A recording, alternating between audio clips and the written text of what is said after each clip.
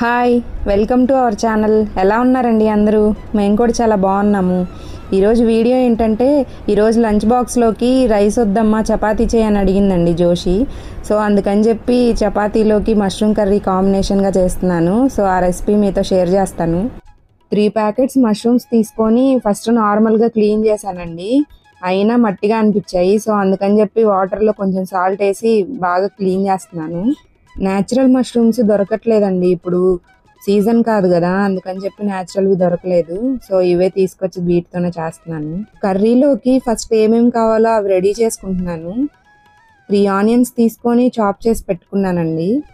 జోషికి mushroom curry అంటే చాలా ఇష్టం అండి. మష్రూమ్ కర్రీ చేసిన రోజు బాగా ఇష్టంగా తింటది అనమాట ఫుడ్.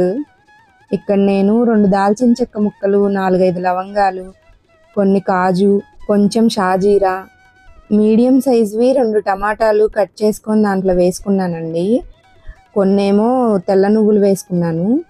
టొమాటోస్ ఎక్కువ వేసుకుంటే కొంచెం పుల్లగా వస్తుందండి, అందుకని చెప్పి 2 వేసుకుంటున్నాను. నేను ఇక్కడ 3 ప్యాకెట్స్కి సరిపడా వేసుకుంటున్నానండి. మీకు ఎక్కువ కావాలి అనుకుంటే ఎక్కువ యాడ్ చేసుకోవచ్చు. నువ్వులు కాజు కూడా ఎక్కువ వేసుకుంటే కొంచెం స్వీట్నెస్ వస్తుందండి, చూసి వేసుకోండి. ఇదిగోండి ఈ సైజు టొమాటోస్ అనమాట. ఇలా పేస్ట్ చేసి పెట్టుకున్నాను. ఒక ప్యాన్ తీసుకొని ఆయిల్ వేసుకుంటున్నాను. మష్రూమ్ కర్రీలో కొంచెం ఆయిల్ ఎక్కువే పడుతుందండి, ఎందుకంటే కొంచెం ఆయిల్ ఎక్కువ వేసుకుంటే టేస్ట్ బాగా వస్తుంది అనమాట, అందుకని చెప్పి ఎక్కువ వేసుకుంటున్నాను. ఆయిల్ హీట్ అయ్యాక 2 దాల్చిన చెక్క, 4-5 లవంగాలు, కొంచెం షాజీరా, కొంచెం జీలకర్ర వేస్తున్నానండి. మామూలుగా అయితే ఇలాచీ కూడా వేసుకోవచ్చు, నా దగ్గర ఇలాచీ లేవన్నమాట, అందుకని చెప్పి వేయలేదు. ఇవి కొంచెం ఫ్రై అయ్యాక చాప్ చేసి పెట్టుకున్నాం కదండి, ఆనియన్స్ వేసుకొని ఎర్రగా వచ్చే వరకు వేయించుకోవాలి. కొంచెం పసుపు కూడా వేసుకోవాలండి. నేను అల్లం వెల్లుల్లి పేస్ట్ గ్రైండ్ చేసేటప్పుడు దాంట్లో పసుపు వేసి గ్రైండ్ చేస్తాను. సో అందుకని చెప్పి నేను స్పెషల్గా పసుపు అయితే వేయట్లేదు, కొంచెం అల్లం వెల్లుల్లి పేస్ట్ వేస్తాను కదా, సో దాంట్లోనే ఉంటుంది. ఇప్పుడు అల్లం వెల్లుల్లి పేస్ట్ వేసి కొంచెం పచ్చివాసన పోయే వరకు వేయించుకుంటున్నానండి. నేను కర్రీ చేస్తుంటే మా చిన్నోడు వచ్చి చికెన్ కర్రీ చికెన్ అంటున్నాడు. సేమ్ చికెన్ కర్రీ లాగే ఉంటుందండి మష్రూమ్ కర్రీ కూడా. ఇప్పుడు ఇందాక గ్రైండ్ చేసి పెట్టుకున్నాం కదా టొమాటో అండ్ కాజు ఇంకా తెల్ల నువ్వులు వేసి ఆ పేస్ట్ వేస్తున్నాను. ఈ పేస్ట్ కూడా పచ్చివాసన పోయే వరకు వేయించుకోవాలి, ఆయిల్ కొంచెం పైకి వచ్చే వరకు వేయించుకోవాలన్నమాట. కర్రీ అయితే సూపర్ ఉంటుందండి, ఒకసారి ట్రై చేయండి. ట్రై చేసి ఎలా వచ్చింది అనేది కామెంట్ చేయండి. ఇప్పుడు నేను దీనిలో 1 స్పూన్ సాల్ట్, 1.5 స్పూన్ కారము, 1 స్పూన్ ధనియాల పొడి, 1/2 స్పూన్ జీలకర్ర పొడి వేస్తున్నానండి.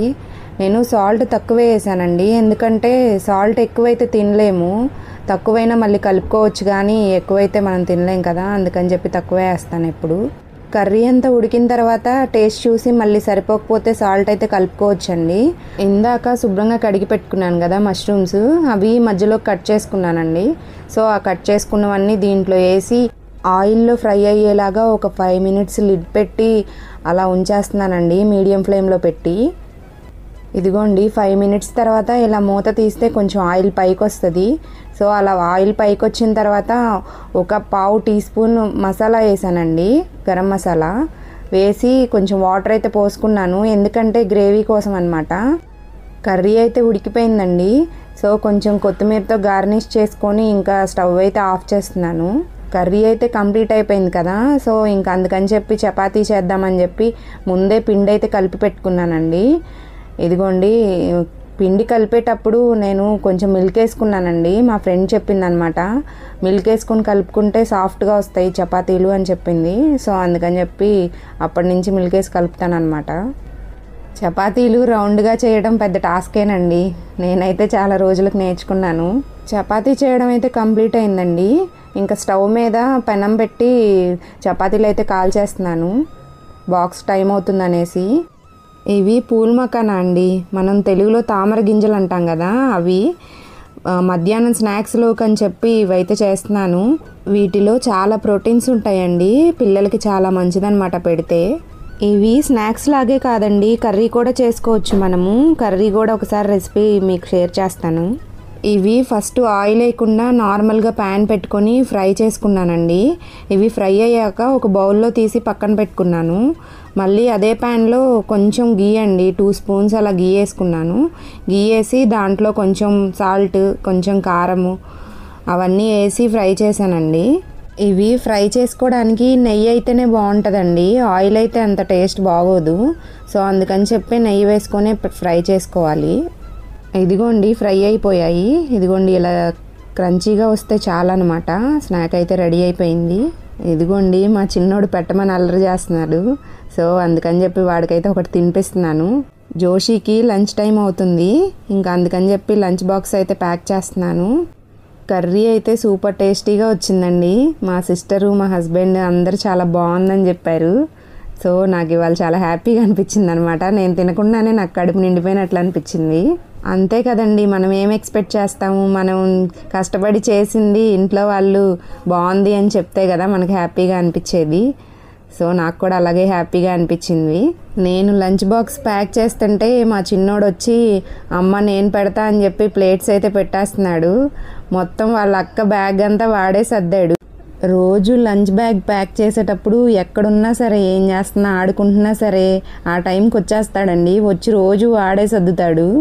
ఈ ఏజ్ నుంచే కదా పిల్లలకి బాండింగ్ అనేది నేర్పించాలి. బ్రదర్ అండ్ సిస్టర్ బాండింగ్ చాలా బాగుంటుంది కదండి.